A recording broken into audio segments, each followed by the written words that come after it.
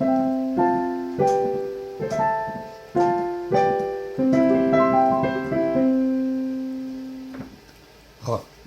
So it's like day 4 of video blogging, Orange Town. Certainly not the 4th day of practice, but I'm just going to label it day 4 and call it a day. So we're on to the back half of the piece. Last time we kind of did the left half of the hard part. So now we're just going to kind of focus on that next page. And I'm going to, is that all on camera? I think it is. Yes. But I'm going to show on this half a different way you can kind of practice these runs as well. Before, I was going by phrase and kind of separating right hand, left hand, and then kind of putting it together. Doing 3 repetitions on each hand and then kind of putting it together, so to speak. But I'm going to go over this half. I'm going to show another way you can kind of practice. So I'll play what I'm kind of doing to practice it first, but it should not really end up sounding like this at all.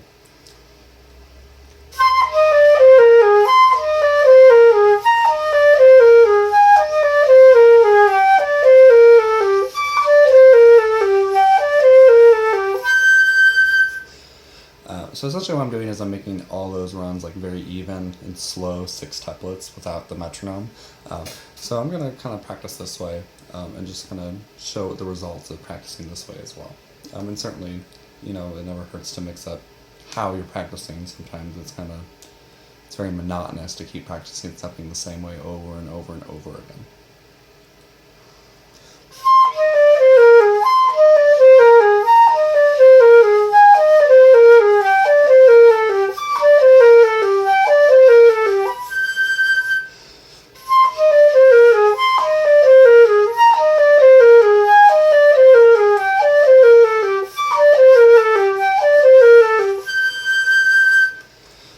And so then with metronome, let's see here.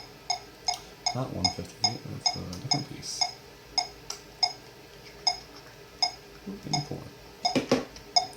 4. So that combined kind of sound, which the way it should be interpreted is more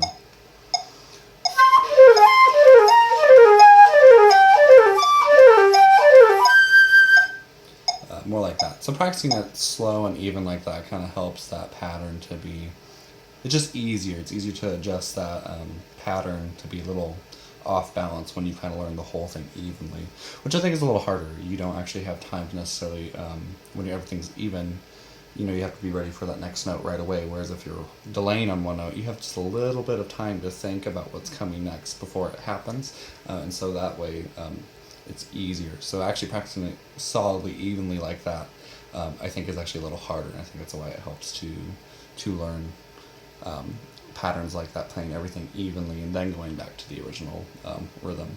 I'm not quite sure what the exact rhythm would look like if it was really written down, but the way I played it, I think, is the way it should be interpreted.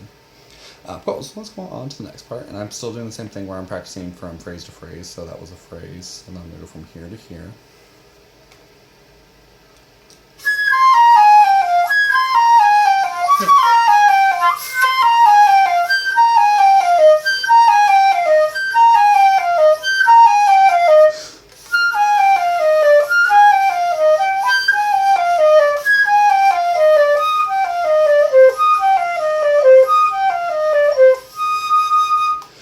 And certainly there was some response failures there, so I'm going to kind of try to focus on it this time around.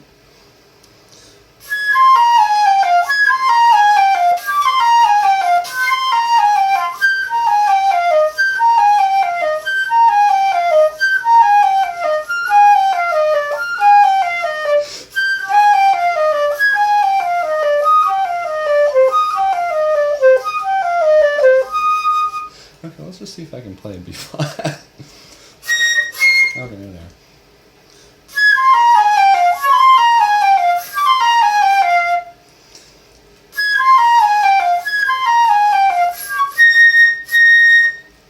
No, I'm just not doing the fingering for whatever reason in context, so I just need to fix that.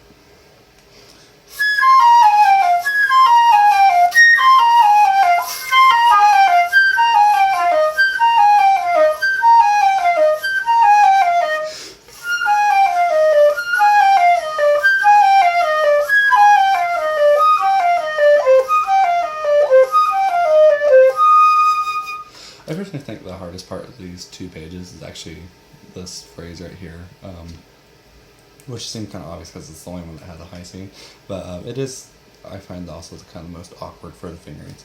And it's not really working out in my favor right now, but actually, even though I have a B-fit joint, I don't use the gizmo, because I think in context it goes by so fast you don't really have time to kind of shoot your pinky over there and be comfortable doing so. So I would just use the short high C finger in there.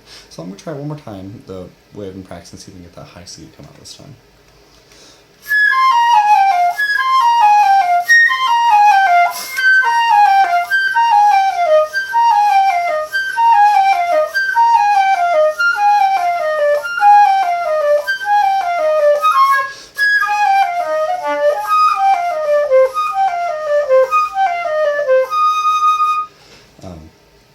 So certainly even slow and even like that is still proving to be quite difficult. I think that high C not coming out is really rattling me too.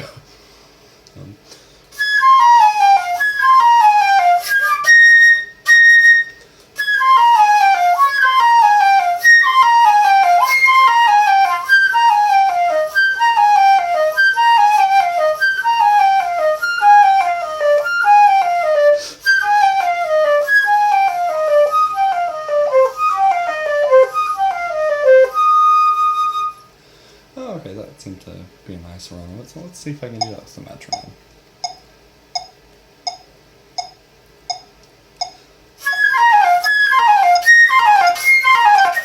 Yeah.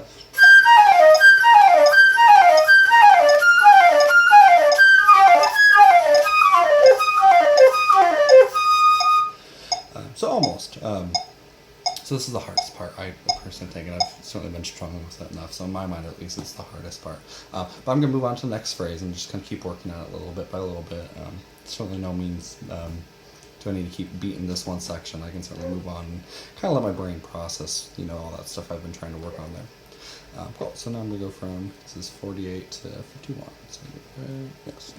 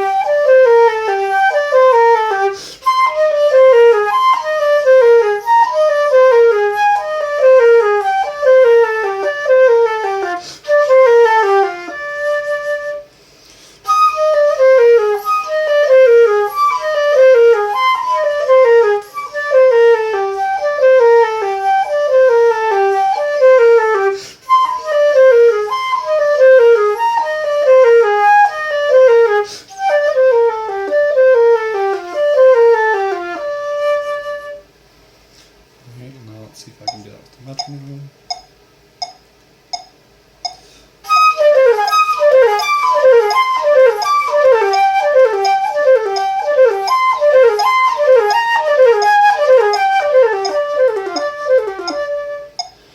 Hey, not too bad, I don't think. Cool, let's go on to the last little phrase here. So this will be from these last 2 lines, which, yes.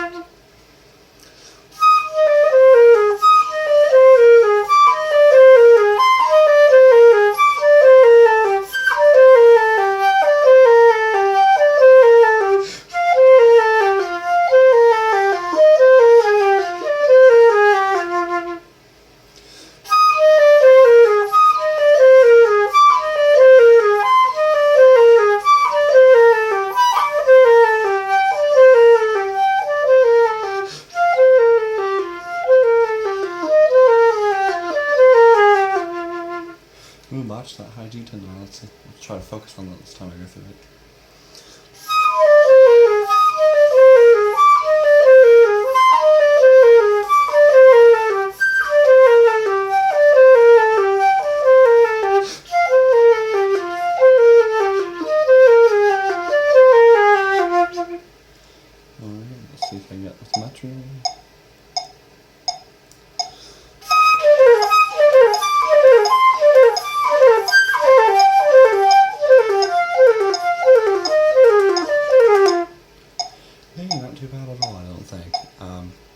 So that's just another way you can kind of, I mean, obviously, practice solve them that way too. And I have gone through all of this too, that the way I showed in the previous video, that way with like left hand, right hand. So certainly, yeah, I don't think it's very efficient to, when you're practicing this page, to play it how it's supposed to be interpreted. I just think it's not going to be very fun. I think it's going to be a very long learning process if that's how you attempt to learn it. Even if you are slowing down the tempo and still trying to do it how it's supposed to be interpreted, I think that's just a very hard way to learn it. I think it's much easier to kind of separate it or practice to a very neutral rhythm and then apply it to the rhythm that it's supposed to be interpreted as. What time am I at? Yeah, let's see. Yeah, I'll go over the last page a little bit too, and talk about things on this last page. I don't think I'll take up too much time, hopefully. Cool. So he has suggested fingerings, and I'm going to suggest some other ones. So some of these fingerings really aren't necessarily harmonic fingerings. They're just like weird fingerings. Like you're technically using the trill keys as the fingerings. So for that D there, you're using the D trill key to make a D natural come out, which isn't. It's very weird. But certainly there are other harmonic fingerings. So if you actually just finger the low D, you can also get that D natural to come out through a harmonic as well. So here's just the normal first finger up D natural that it would normally be.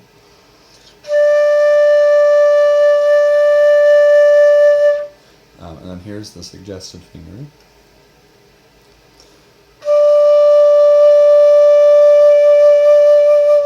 Which definitely has a more hollow tone quality to it, but I think if you finger just normally and you close this, it has that harmonic sound as well, which is an easier fingering in my opinion.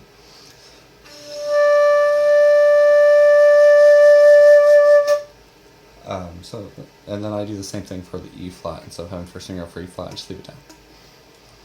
So the written fingering that's suggested is essentially just using both the trill keys for the E flat. I mean, he has some keys down, but the first finger down as well. But if you put both the trill keys down, you're going to play an E flat anyway. So here's normal E flat with no modifications. And then the fingering that's suggested.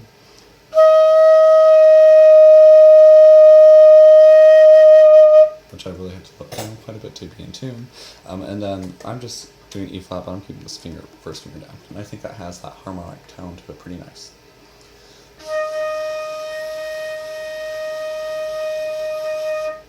And it's subtle. I think a lot of the fingerings on this page, because of the key, a lot of those harmonic alternate fingerings, the sound is more subtle. So I'm just not sure how worth it is to do such strange fingerings. And then for this C here, I actually finger the low C and then just pop it up the octave, because I think it still has a very nice harmonic tone to it, but I also think it's a lot more stable. So here's normal C natural.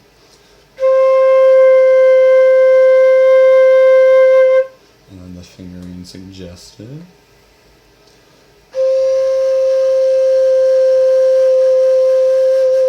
Which you certainly have to work to get in tune. And then low C, but popped up the octave.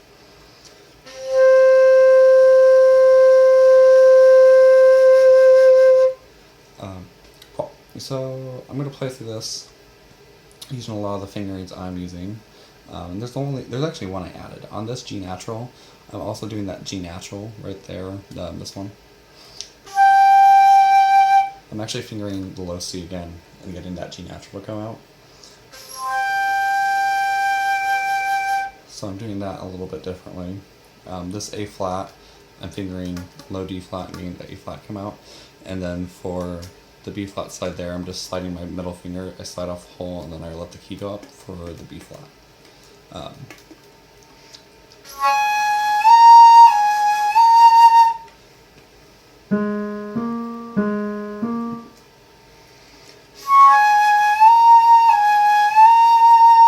I think it has a real nice clean gliss to it, so I'm not super concerned about that. The only one I didn't change at all was the fingering for F natural, because I just don't have a long enough foot joint to use a different harmonic for the F natural, unfortunately.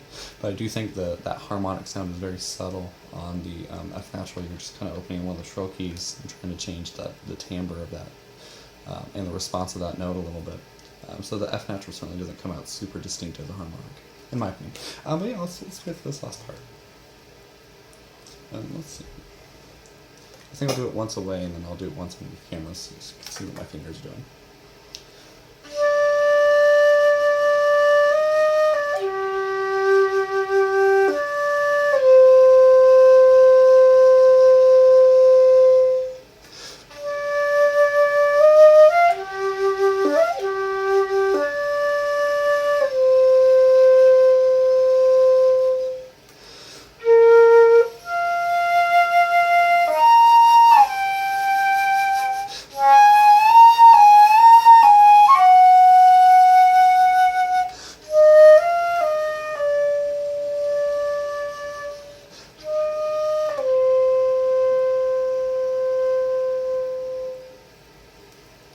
And then I'm going to stop right there.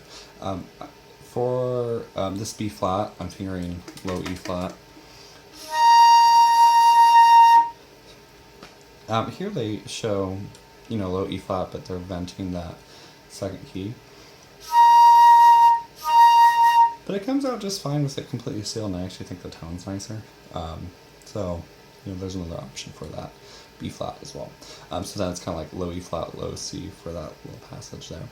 And then, G flat / F sharp, I'm just doing what was listed at the beginning of the piece as well for that. Cool, so let me try and play this and see if I can get my hands under the camera. It's only not the easiest task. If I play it like that, we'll kind of... Can I raise the stand at all? Let's see here. No, I cannot. Maybe the angle. Maybe that'll help. Oof, I should be so low for it. Oh, here. It's on the floor. I'll do it.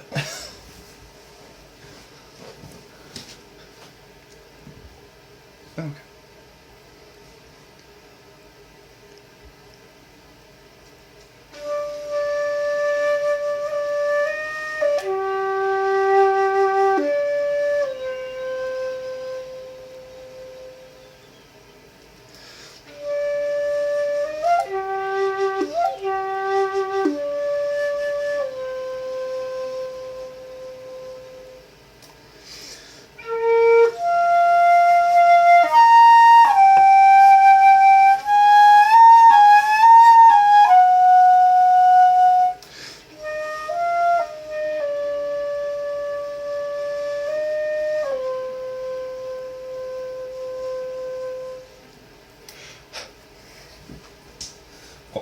So hopefully that was all on camera.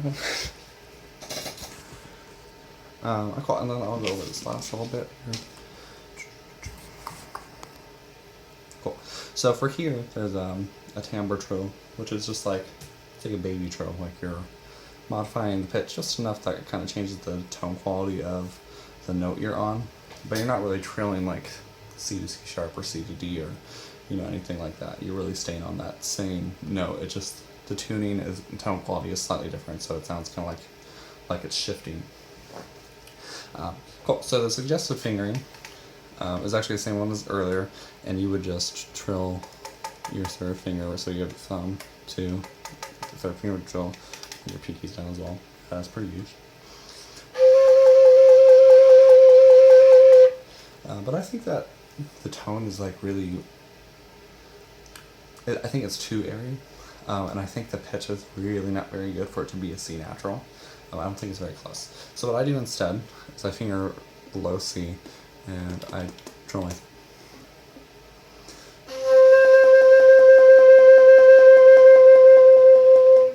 which I think still has a nice timbre trill to it, and I think it's just easier to facilitate for that passage.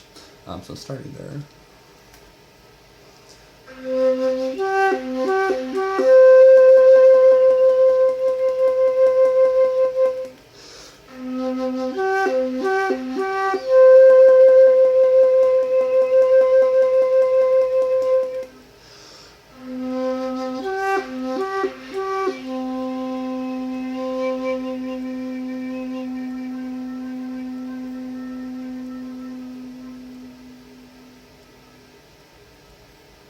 And I hate long notes, which should be very obvious because I'm not very good at them. But I will say it is very easy to fade out and really completely end without actually having any sort of distinct cutoff on the low C. It's really easy just to kind of fade out of that sound. And certainly if you're playing with a real piano and they're holding the pedal down, and if you are playing in tune with the C on that piano, the string should ring a little bit from that synthetic resonance.